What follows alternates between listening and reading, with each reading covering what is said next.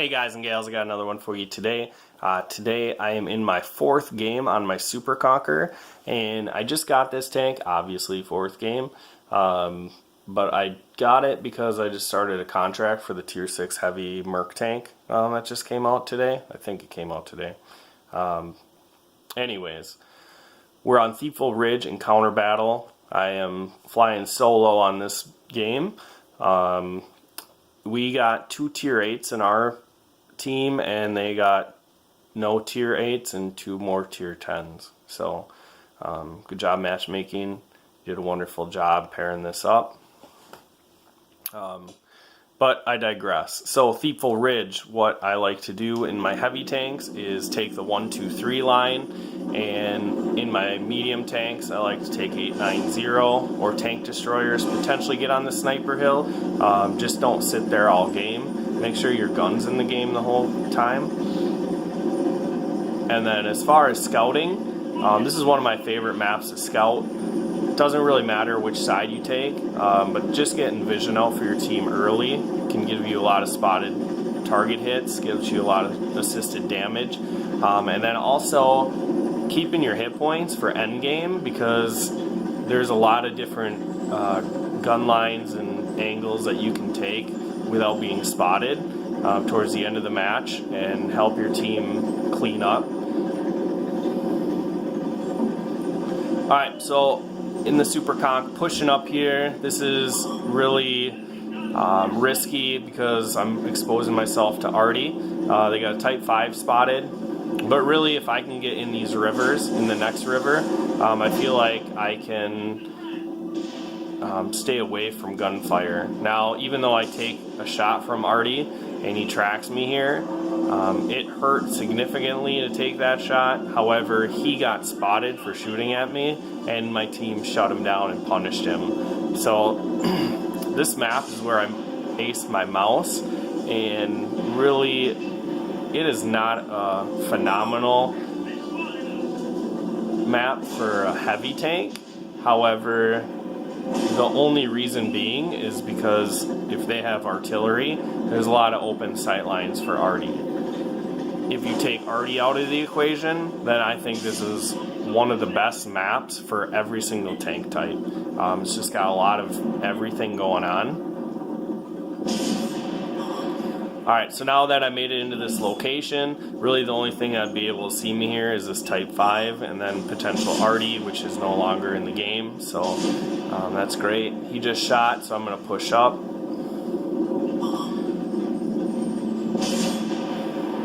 Put him on 286. The T-54 bounces off of him.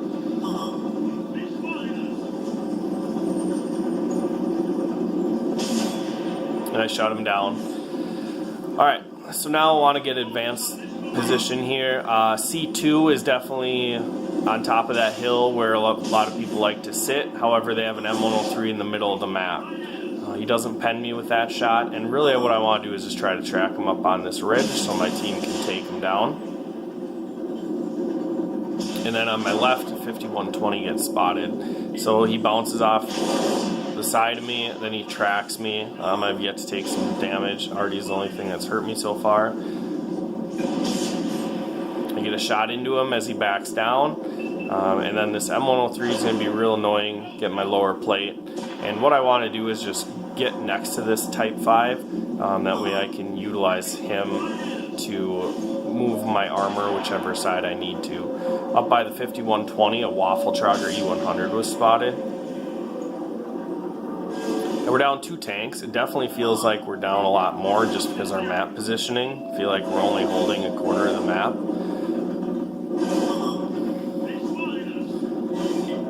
And I'm trying to find shots into this Waffle Trogger.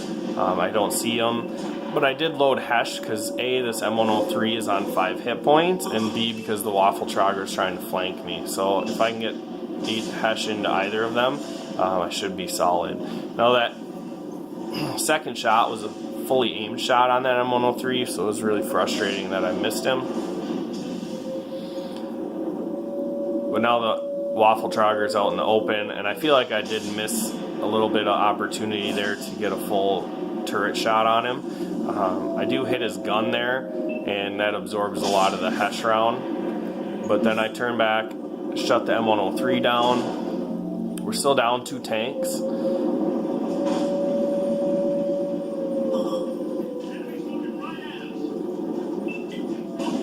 And now if this waffle pulls out, he's going to be our main focus. I could definitely push to somewhere else on the map, but I'm really leaving myself exposed to the Waffle Troggy 100, and his damage potential is just too high. That rock is just big enough for him to avoid some of our shots, but it's small enough to where we can fit him in.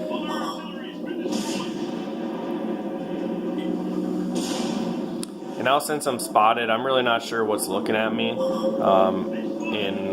where I need to get my armor to. The T-54 shuts the waffle down. And really, to me, they have a mouse on the cap right now, which to me is just a big waste of time and space. I mean, you're never going to cap the middle of this map unless you're against people that don't care about winning. Or B, you get 3 guys on and really apply pressure. When you just put 1 tank on base, it takes you 3 minutes to cap. So I didn't really put any thought towards resetting the cap. That 5120 was staring at our Kronwagen, so I got a nice just side shot into him. Up to 11 pens, 3 kills. And I don't want to bump into this scout. I just tried to be courteous and stay out of his way. I get a nice snapshot on that Sheridan. And now you can see they have an E5 covering the base, and he was full health. You get a shot into his side. He's angling just a little bit, so you can see I hit his track that time. And now since they got a second guy on, the cap is down to 47 seconds, so I want to make sure that I get a reset. And honestly, at this point when I got over here, I wasn't sure which tank was on the cap the longest, so I get a shot into that Patton, and I just backed down enough to where I'm being permatracked. But since my team is closing in around him and now we have a 1 tank lead, I'm not as worried about fixing my track. If I can save my repair kit, I'd like to. Since I wasn't going to take damage where I got tracked, I didn't feel it was necessary to fix my track. So hoping to track that 105. I got a crit on his track, however I didn't break it. And he's setting up a crossfire. But really my focus is the base, because that 105 is not going to poke at me if I'm looking at him. He's only going to take shots at me if I'm not looking at him. And honestly, I got some hit points to trade and hoping that my scout is covering me. Now he does get a couple shots into me, which is really annoying, and now he's relocating while he clips, so I know I have a little bit of time to help out with the base.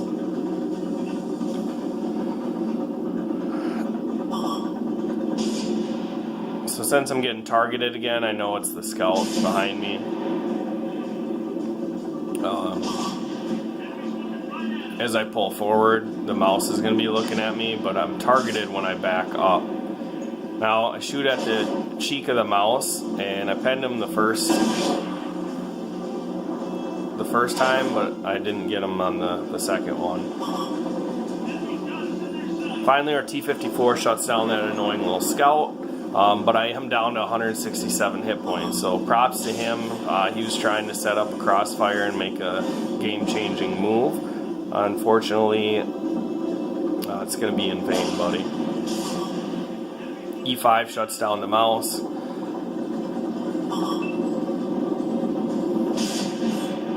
And I crit that E5 again.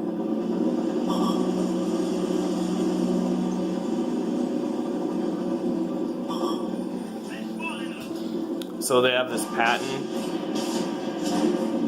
the E5, and then they have a Wizard 111-14 somewhere. And he hasn't been spotted for a while, at least I haven't noticed on the map.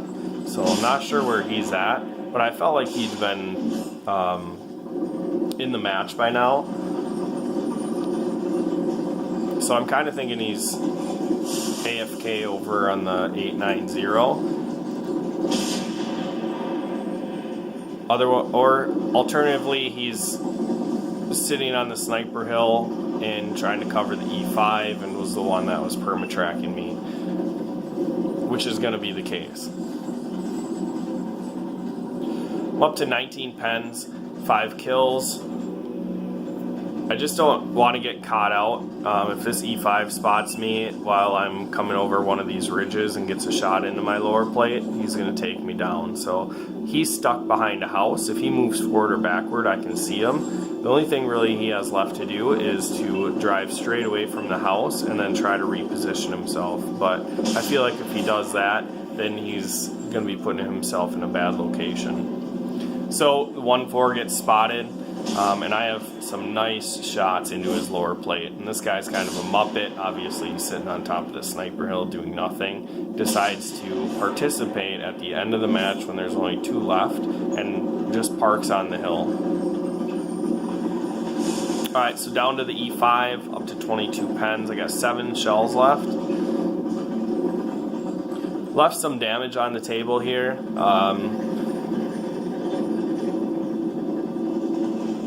Definitely could have had a better result, but I won't complain about 22 pens.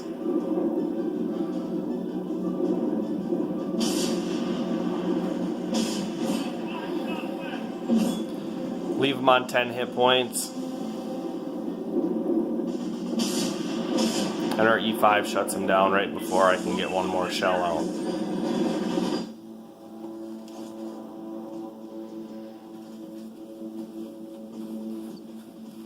You guys, if you get used to the Conqueror, Super Conqueror is obviously just a bigger, better version of the Conqueror, so the gameplay is very similar. You want to get hull down, get this gun working. However, this is alternatively a little bit better because you have some hull armor that can you can make pushes with. And 4th game in the Super Conq, I ace it. I got 8,000 damage, blocked 3,000, destroyed 6 tanks, and when we look at the map, or the end game, their 105 that was being a nuisance to me ended up getting 5,400, and I mean their E5 that was potentially on Overwatch at the end of the match did 3,600. And I had some good participants. This E5 that was with me pretty much the whole game did 3,600. The T54 that was rolling with me also did 21. So I had some nice support. Definitely couldn't have done it without these guys, but great result in the Super Conq, 8,000 damage. Can't say enough about Conqueror and Super Conq. Really fun tanks once you get to learn how to drive them. That's really all I got for you guys. Make sure you like, subscribe, and share, and I will catch you in the next video.